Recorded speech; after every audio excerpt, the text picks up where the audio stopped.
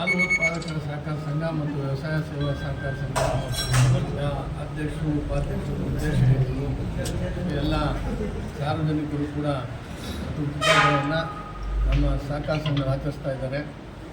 ನಾನು ಯಾವತ್ತೂ ಕೂಡ ಸರಳವಾಗಿ ನಾನು ಹುಟ್ಟುಹಬ್ಬವನ್ನು ಆಚರಿಸ್ಕೊತೀನಿ.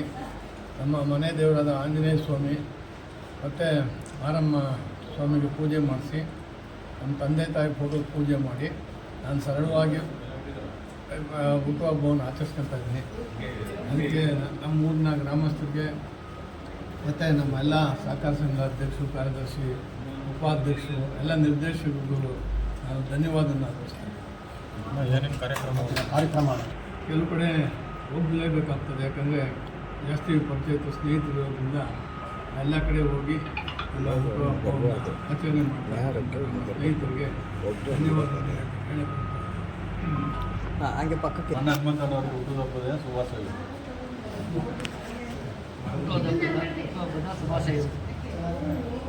ಬಿಡಿ ಅದ್ರ ದಿವಸ ನಮ್ಮ ಗ್ರಾಮದವರೇ, ನಮ್ಮ ಆತ್ಮೀಯ ಸ್ನೇಹಿತರು ಆದಂತಹ ಪ್ರಥಮವಾಗಿ ಟಿ ಹನುಮಂತಯ್ಯನವರಿಗೆ ಹುಟ್ಟುಹಬ್ಬದ ಆರ್ಥಿಕ ಶುಭಾಶಯವನ್ನು ಕೋರ್ತಾ,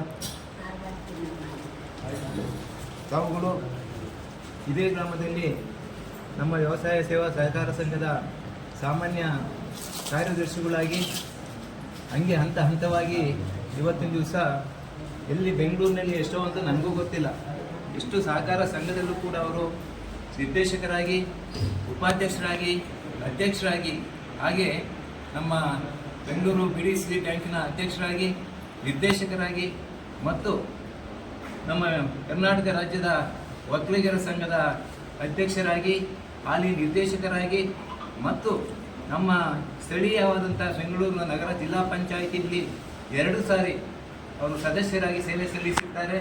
ಈಗ ಹಾಲಿ ಬೆಂಗಳೂರು ದಕ್ಷಿಣ ತಾಲೂಕು ವ್ಯವಸಾಯೋತ್ಪನ್ನ ಸಹಕಾರ ಸಂಘದ ಅಧ್ಯಕ್ಷರಾಗಿ ಕೂಡ ಸೇವೆ ಸಲ್ಲಿಸಿದ್ದಾರೆ ಮತ್ತು ಕರ್ನಾಟಕ ರಾಜ್ಯದ ಸಹಕಾರ ರತ್ನ ಪ್ರಶಸ್ತಿಯನ್ನು ಕೂಡ ಅವರಿಗೆ ಮುಡಿಯಲ್ಲಿ ಸೇರಿಸಿಕೊಂಡಿದ್ದಾರೆ. ಈ ಸಂದರ್ಭದಲ್ಲಿ ಅವರು ಇನ್ನೂ ಉನ್ನತ ಹುದ್ದೆಗೆ ಹೋಗಲಿ ಮತ್ತು ನಮ್ಮೂರಿಗೆ ಅವರ ಕಡೆಯಿಂದ ಹೆಚ್ಚಿನ ಸೇವೆ ಲಭಿಸಲಿ ಅಂತ ನಾನು ಕೂಡ ನಮ್ಮ ತಾಯಿ ಗ್ರಾಮದೇವತೆ ಮಾರಮ್ಮ ದೇವರಲ್ಲಿ ಪ್ರಾರ್ಥನೆ ಮಾಡಿಕೊಳ್ತಾ ಅವರಿಗೆ ಮತ್ತೊಮ್ಮೆ ಸಾರಿ ನಾನು ಹುಟ್ಟುಹಬ್ಬದ ಶುಭಾಶಯಗಳನ್ನು ಕೊಡ್ತೇನೆ. ನಮಸ್ಕಾರ.